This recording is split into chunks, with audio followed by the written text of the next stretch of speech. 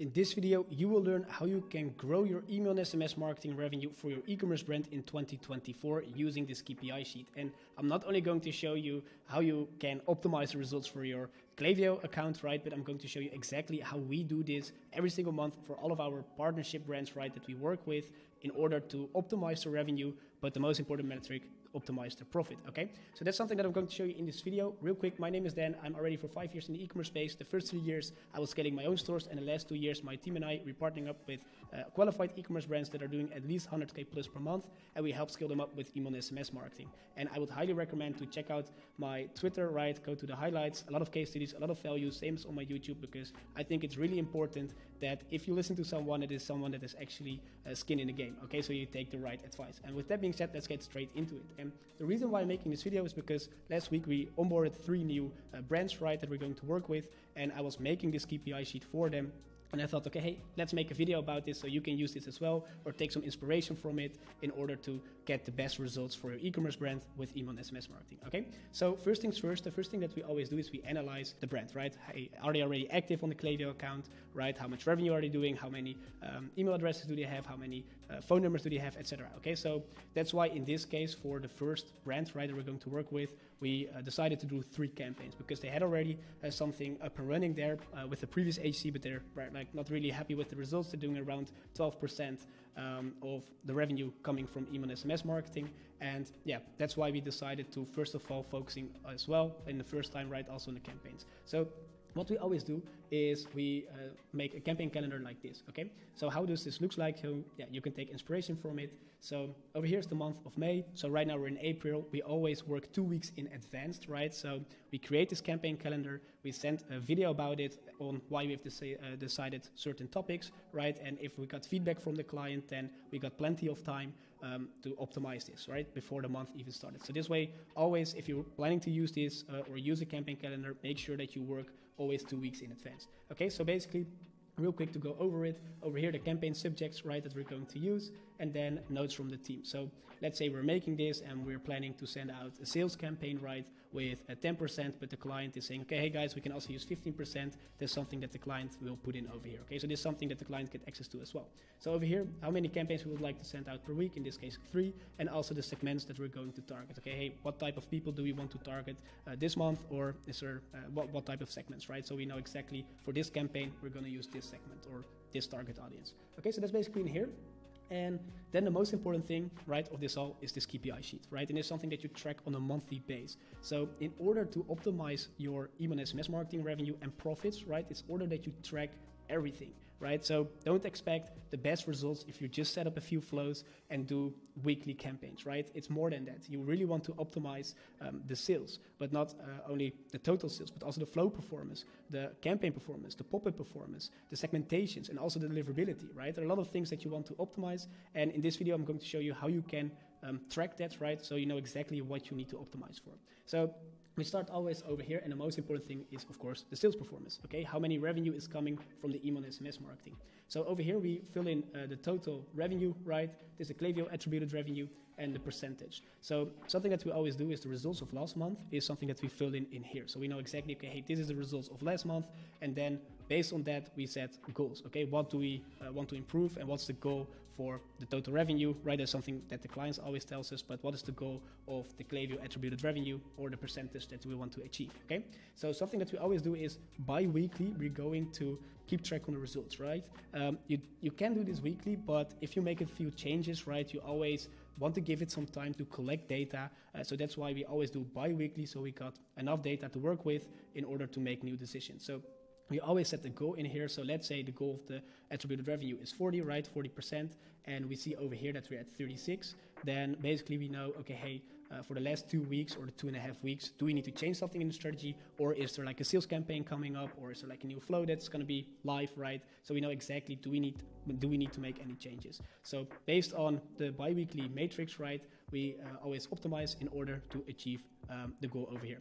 The beautiful thing is something that you track every single month. So once a month is done, we make the same new sheet, right? And automatically the total, right? Because that's like the total result is going to be filled in here. Okay, so we know exactly what is the results of last month. Okay, and this is something that we're not only doing on the sales performance, but also on the flow performance, right? The attributed revenue from the flows and the percentage from there. But there are a few things that you want to track extra in here. Okay, you want to track the open rate, the click rate, the placed order rate, the RPR, so the revenue per recipient, and the growth list, right? These are like really important metrics to keep track on, right? Because if you noticed already micro changes, right, that can have a huge impact if you are not aware of it and you're not optimizing it, right? So it's really important that you keep track on this, right? Every 2 weeks. So the open rate, click rate, placed order rate, RPR, and the growth list, right?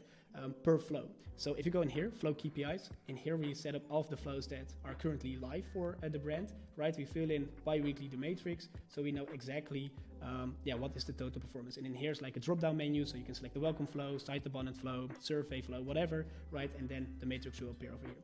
Again, right, the results of last month, the goal that we want to achieve, and at the end of the month is like the total results in there. Okay, with campaigns it's the same, right? But you track over here open rate, click rate, and a place order rate. The pop-up, you want to always go for the submit rate, right? But also the submit rate from the emails and the submit rate from the SMS, because we work with the pop-up with 2 steps, right? So we collect the emails and the phone numbers for SMS marketing, and you always want to optimize the submit rate because it's on top of the funnel.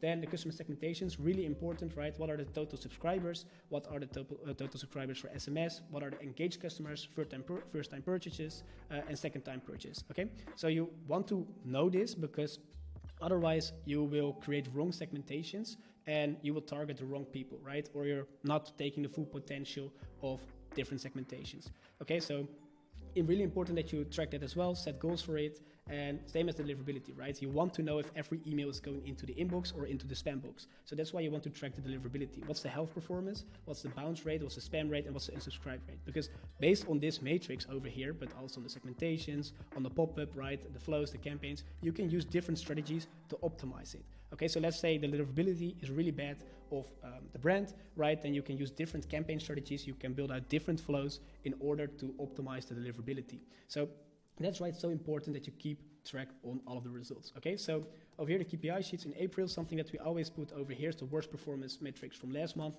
right? It gives you a little bit of extra insights of what are the worst performance of the Klaviyo account, right? And you can take or retake this into the strategy of the new month, right? In this case, it was like a new brand.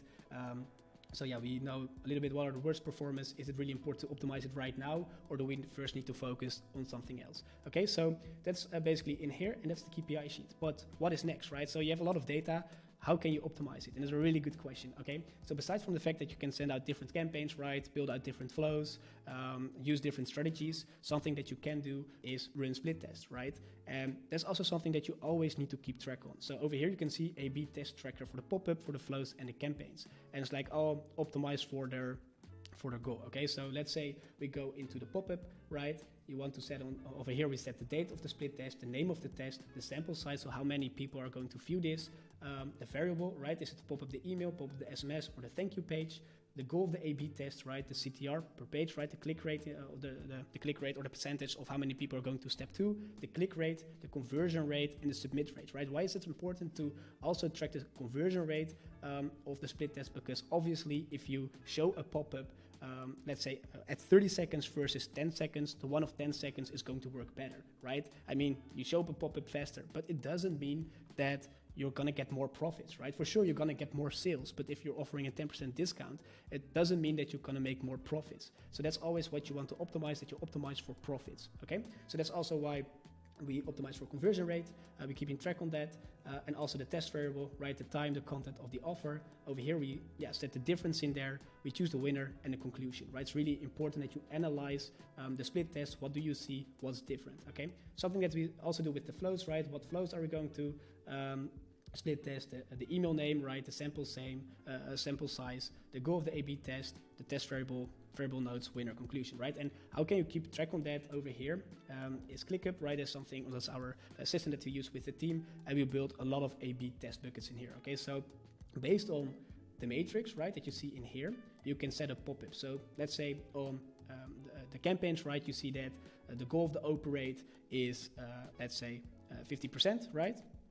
And right now, currently, you're at, let's say, 37%, right?